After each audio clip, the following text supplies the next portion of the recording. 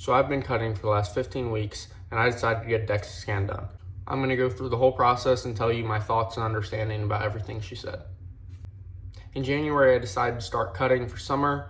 It may have been a little bit early, but in hindsight, it's whatever. I started looking like this at 183 pounds, and then this is what I look like currently. This is a non-flexing view of what I actually look like right now in regular lighting in my dorm bathroom. And then this is me lightly flexing. The thing to know about DEXA scan is they put your body composition in two categories, fat-free mass and fat mass. So they don't know exactly how much lean mass you have, they just know what's not fat and what is fat. A DEXA scan is going to tell you your fat percentage, your fat-free mass, your fat mass, and your body density. A DEXA scan also gives you a good idea of your maintenance calories. The day I took the scan, I was told the amount of calories I need to actually sustain my life and the amount of calories I need to sustain my life with how I live and how active I am. Something you also have to understand about a DEXA scan is the results are accurate, but not everybody looks the same. Everybody's genes are different. I could personally be at my body fat percentage and look leaner than someone that's at a lower body fat percentage than me, or vice versa. Someone could be at a higher body fat percentage than me and look better than I do. It's all about genetics, and it's just how your body's built.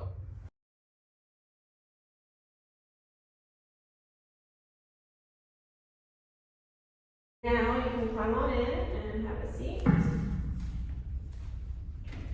So you give yourself a second to lean into the back there. All right, so you can put your hands on top of your thighs. Now, when we close the door, it's going to seal with a magnet. Only 45 seconds. I want you to breathe normally. Okay. So don't hold your breath, but also try to resist the urge to like sniffle or cough or yawn or anything that would change like the velocity of your breathing. Okay. Good? Yeah. Once the measurement's over, I'll open the door, we'll say hello, and I'll close it again for the second try. All right. Good? Okay, here we go.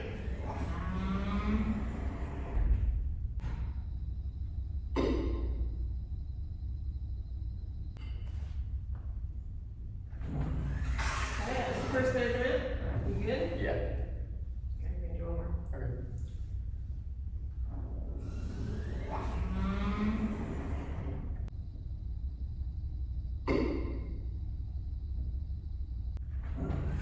Alright, big pull around.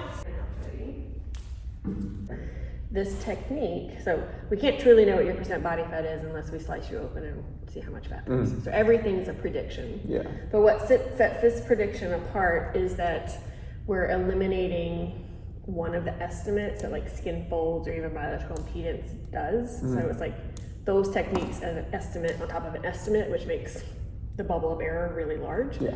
This technique uses densitometry. So the density of any object is its mass divided by volume. So your mass, how much you weigh. Volume would be if we unzipped your skin and then filled it back up with a liquid. So like think of those Halloween suits where you're like Blue Man or something. Do you remember that? Like, what are they called?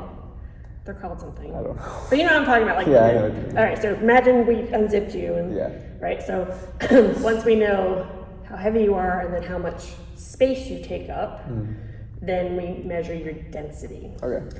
And so this is where, again, sometimes people don't talk about this correctly. So when we're doing percent body fat, it's percent body fat, and then it's everything else. We can only divide the body into two components. Okay. So it's not sensitive enough to say you have this much muscle, because it's fat, and then it's everything else that makes you up. Yeah. So muscle, bone, skin, blood, all the other things.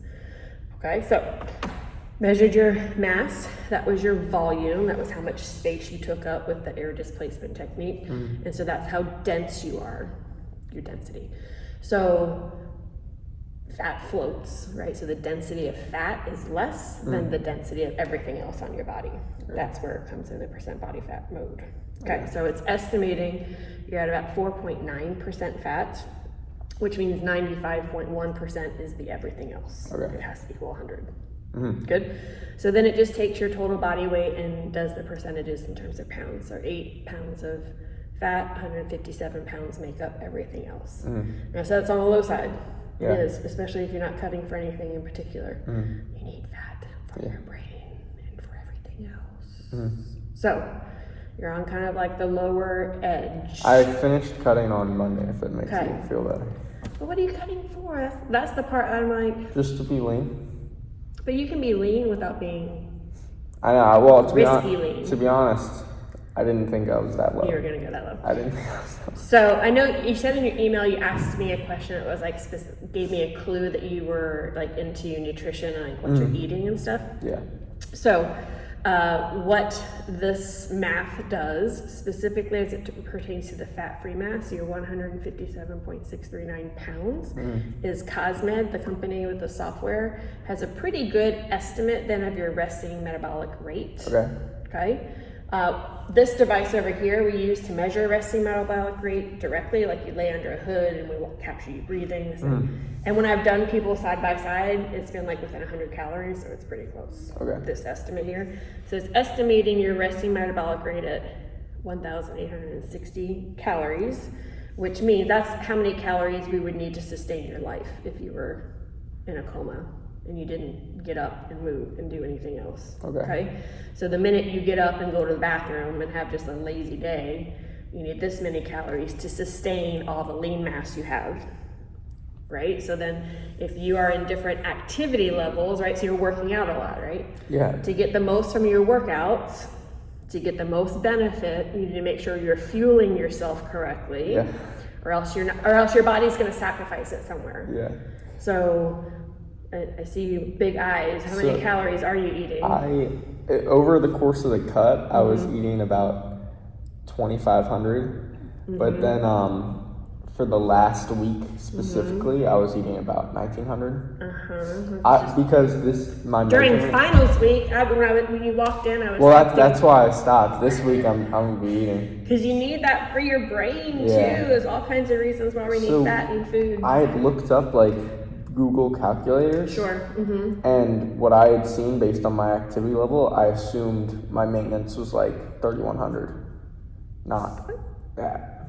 Well, so this would be active. So this is why I print out the second sheet, because again, we have to make sure that we understand how they're defining these terms. Yes, yeah.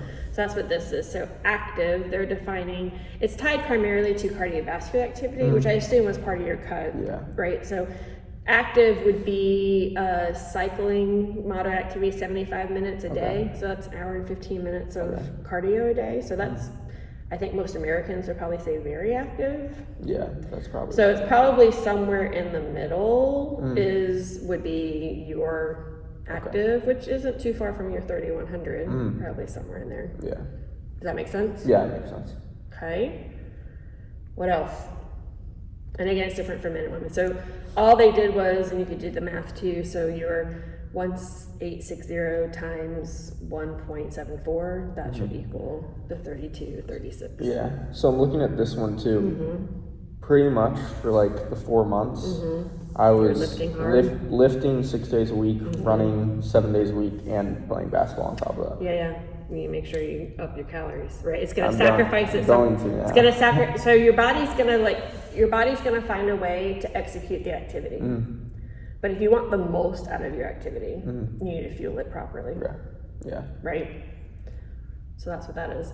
So as she went through, the results are right here.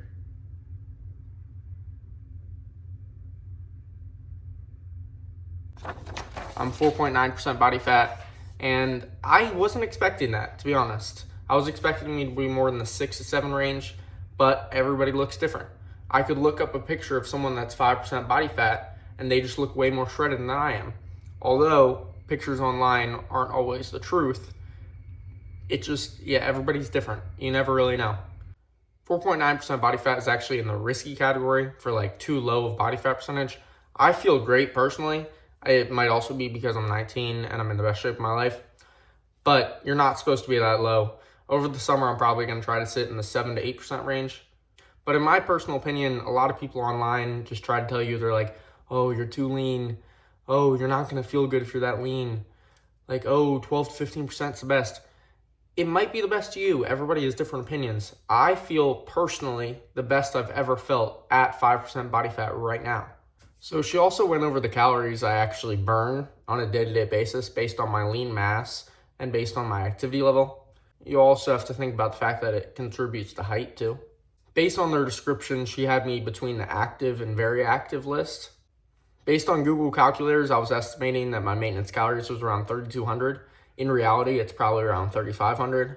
I do highly suggest getting a DEXA scan for people that are interested in their personal health, because I had no clue that I was actually burning as many calories as I did.